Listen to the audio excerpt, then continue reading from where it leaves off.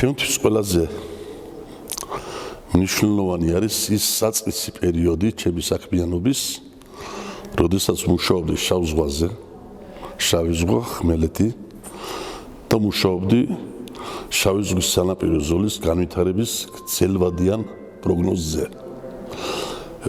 ბიჭვინთის 1969 წლისა და 1971 წლის დიდი შტორმების დროს ბიჭვინთის დასასვენებელი მას მე-5 სართულზე ავიდა ქვაღორღი.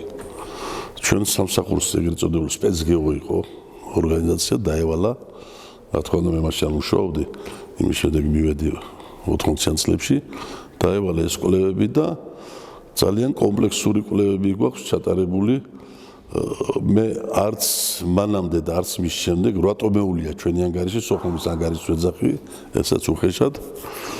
და პირველი სტატიაც 87 წლის მაცნეში გამოვიდა, აი დიოსკურიის ნანგრევები რო ვნახეთ.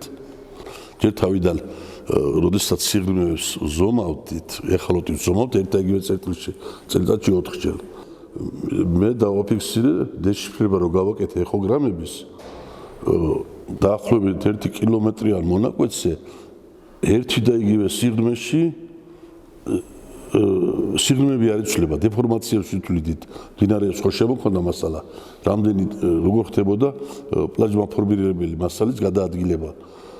ერთი და იგივე ზონაში არ იცვლება სიღრმეები. მუდმივი დეფორმაციებია წყალქვეშ და რატო უნდა გვაჩვენოს?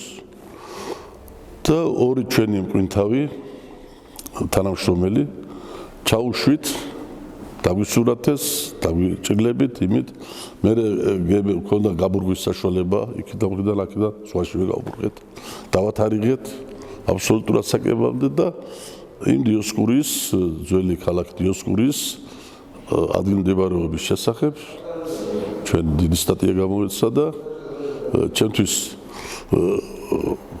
დღეს რომ იყოს იმის საშუალება, დღეს ვიმუშავებდი მაგ მიმართულებით.